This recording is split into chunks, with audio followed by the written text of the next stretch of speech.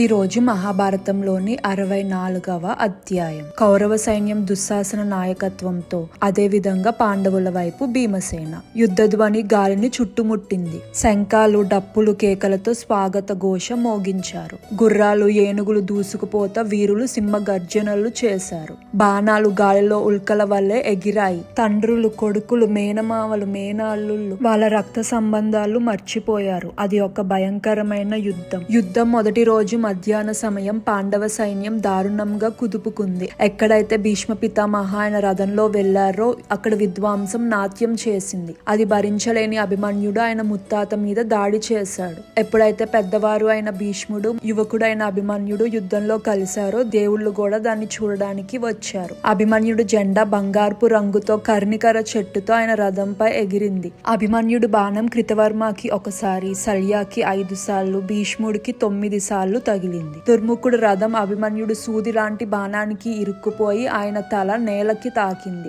మరో బాణం కృపాచార్య విల్లుని విరిచింది. అభిమన్యుడు విన్యాసాలకి దేవుళ్ళు పూలు కురిపించారు. భీష్మ పితామహ మరియు ఇతర వీరులు ధనంజయకి తగిన కొడుకు అని అనుకుంటారు. అప్పుడు కౌరవ వీరులు అందరూ కలిసి పరాక్రమవంతుడైన అభిమన్యుడిని దాడి చేయడం మొదలు పెడతారు. కానీ అభిమన్యుడు వాళ్ళందరినీ ఎదిరిస్తారు. భీష్మ పితామహ బాణాలు అన్ని తిప్పి కొడతారు. అలా అభిమన్యుడు ఆయన బాణంతో ఆయన ముత్తాత తాటి చెట్టు జెండాని కిందకి వేస్తారు. అది చూసి భీమసేన సంతోషంతో సింహంలాగా గర్జిస్తారు. పరాక్రమవంతుడైన వీరుణ్ణి చూసి ముత్తాత చాలా సంతోషిస్తారు. ఇష్టం లేకపోయినా భీష్మ పితామహ ఆయన పూర్తి బలాన్ని అభిమన్యుడిపై చూపిస్తారు. విరాటరాజు, ఆయన కొడుకైన ఉత్తరుడు, ద్రుపదరాజు, ఆయన కొడుకైన ధృష్టద్యుమ్నుడు, భీమసేన అందరూ కలిసి యువ వీరుణ్ణి విడిపించడానికి వస్తారు. భీష్మ పితామహ పైన దాడి చేస్తారు. భీష్మ పితామహ వాళ్ళ వైపుకి తిరుగుతారు. విరాటరాజు కొడుకైన ఉత్తరుడు ఏనుగుపై ఎక్కి వేగంగా సల్య వైపు వెళ్లి ఆయనపై దాడి చేయడం మొదలు పెడతారు. పాండవుల మేనమామైన సల్య రథ గుర్రాలు తొక్కబడి చనిపోతాయి. సల్య ఉత్తరుడిపై ఈతను విసురుతారు. అది నేరుగా ఉత్తరుడు ఛాతిలోకి దిగి ఆయన చనిపోయి కింద పడిపోతాడు. కానీ ఉత్తరుడు ఏనుగు సల్యపై దాడి చేస్తుంది. సల్య ఆయన బాణాలతో ఏనుగుని దాడి చేస్తారు. అది చనిపోయి కింద పడిపోతుంది. సల్య కృతవర్మ రథంలోకి ఎక్కుతారు. విరాటరాజు కొడుకైన శ్వేతుడు సల్య ఆయన చిన్న తమ్ముణ్ణి చంపడం చూసి కోపంగా ఆయన రథంలో సల్య వైపు వెళ్తారు. ఒకేసారి 7 రథ యోధులు సల్యాన్ని అన్ని వైపుల నుంచి కాపాడతారు. శ్వేతుడి మీద బాణాలు కురిపించబడతాయి. అయినా కూడా అన్ని బాణాలని వీరత్వంతో ఓడించాడు. ఇతర వీరులు శ్వేతుడు కళని చూసి ఆశ్చర్యపోయాడు. దుర్యోధనుడు ఇంక సమయాన్ని వృధా చేయకూడదు అని దళాల్ని పంపించాడు సల్యాన్ని విడిపించడానికి. అప్పుడు ఒక గొప్ప యుద్ధం జరిగింది. వేల కొద్ది సైనికులు మరణించారు. రథాలు విరిగిపోయినాయి. ఏనుగులు గుర్రాలు చంపబడ్డాయి. శ్వేతుడు దుర్యోధనుడు మనుషుణ్ణి ఓడించి భీష్మ పితామహపై దాడి చేయడం మొదలు పెట్టాడు. భీష్మ పితామహ జెండా శ్వేతుడు కింద పడేలాగా చేశారు. భీష్మ పితామహ ఆయన వంతుగా శ్వేతుడు రథసారథి గుర్రాలు చంపారు. దాని తర్వాత వాళ్ళు ఈతలతో పోరాడారు.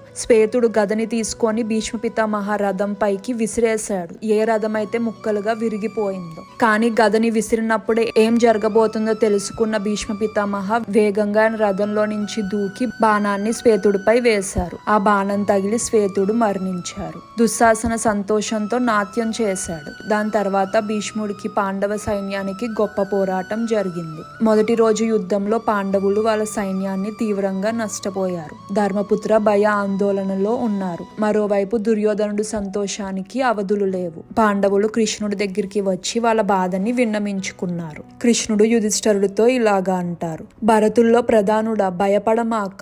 దేవుడు నిన్ను పరాక్రమవంతుడైన సోదరులతో ఆశీర్వదించారు. నీకెందుకు సందేహాలు? సత్యకి, విరాట, ద్రుపద, ధృష్టద్యుమ్నుడు, నేను మేమంతా ఉన్నాము. నిరుత్సాహపడడానికి నీకు ఏం కారణం ఉంది? శిఖండి గురించి మర్చిపోమాక. ఎవరైతే భీష్ముడిని వధించడానికి వేచి ఉన్నాడో. అలాగా కృష్ణుడు యుధిష్ఠరుణ్ణి సంధాయిస్తారు. మహాభారతంలో ఇంకా అనేకమైన విషయాలు మీకోసం ఉన్నాయి. తెలుసుకోవాలంటే సబ్స్క్రైబ్ చేసుకొని ఆల్ అని సెలెక్ట్ చేసుకోండి. నచ్చితే లైక్, కమెంట్ అండ్ షేర్ చేయండి. మన ఇతిహాసాన్ని అందరికీ తెలిసేలా చేద్దాం.